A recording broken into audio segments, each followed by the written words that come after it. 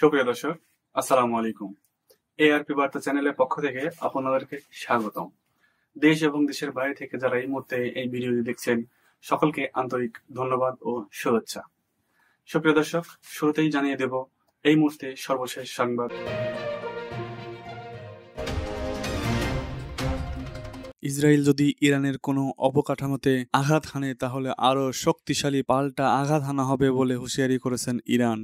New York টাইমসের প্রতিবেদনে বলা হয়েছে, ইসরায়েল ইরানের উপর প্রতিক্রিয়া জানাতে গিয়ে মার্কিন সমর্থন চায়। তবে জো বাইডেন প্রশাসন এবং শীর্ষ মার্কিন কর্মকর্তারা মনে করে পারমাণবিক স্থাপনাগুলোতে হামলা তেমন কার্যকর হবে না এবং এতে পুরো মধ্যপ্রাচ্য অঞ্চল একটা পূর্ণাঙ্গ যুদ্ধে জড়িয়ে পড়তে পারে। তবে ইসরায়েলের সাবেক ও বর্তমান বেশ কয়েকজন ঊর্ধ্বতন কর্মকর্তা বলেছেন, যদি ইরান ইসরায়েলে পুনরায় হামলা চালায় তাহলে ইসরায়েল ইরানের পারমাণবিক স্থাপনাগুলোতে হামলা চালাতে পারে। ইরান ইতিমধ্যে এই বছর 2 বার সরাসরি ইসরায়েলের উপর আক্রমণ করেছে। নিউ ইয়র্ক টাইমসে আরও জানানো হয়েছে, পেন্টাগনের কর্মকর্তারা সন্দেহ করছেন যে ইসরায়েল হয়তো একাই ইরানের বিরুদ্ধে প্রতিশোধমূলক পদক্ষেপ নিতে প্রস্তুতি নিচ্ছে। তবে ইসরায়েলের কয়েকজন শীর্ষ কর্মকর্তা মনে করেন, ইসরায়েলের পক্ষে ইরানের পারমাণবিক স্থাপনাগুলোর উল্লেখযোগ্য ক্ষতি করা সম্ভব নাও হতে পারে।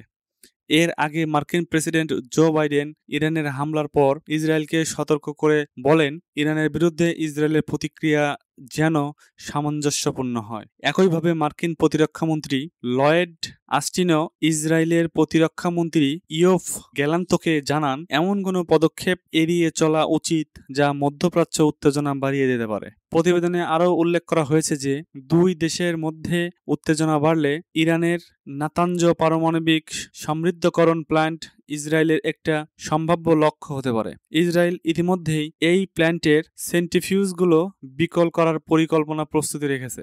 গত সপ্তাহে ইরান প্রায় 200 ব্যালিস্টিক ক্ষেপণাস্ত্র ছুড়ে ইসরায়েলে আক্রমণ চালিয়েছে। ইসরায়েল এই হামলার প্রতিশোধ নেওয়ার প্রত্যয় জানিয়েছে। টেলিভিশনে সম্প্রচারিত এক ভাষণে ইরানের পররাষ্ট্রমন্ত্রী আব্বাস আরাকচি বলেন, আমরা ওই জায়নবাদী সরকারকে ইসলামী প্রজাতন্ত্রের স্থির সংকল্পের পরীক্ষা না নেওয়ার পরামর্শ দিচ্ছি।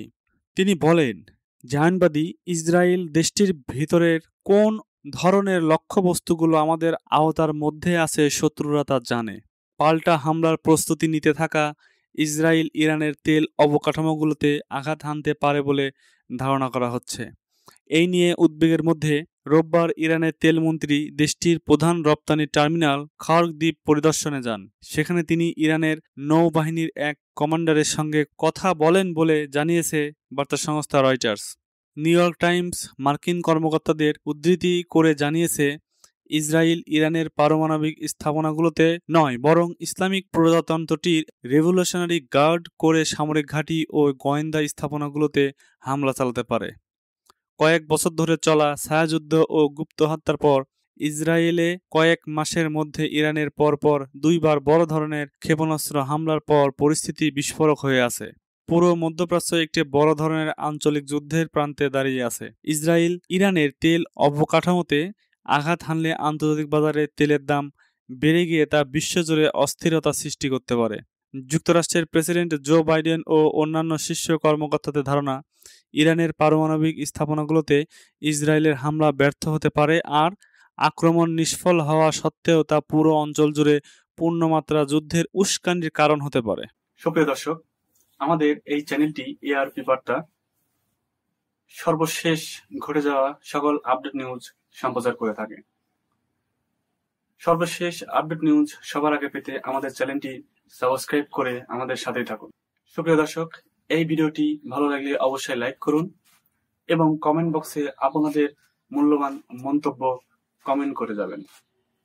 এতক্ষণ সাথে থাকার জন্য আপনাদের সকলকে আন্তরিক ধন্যবাদ।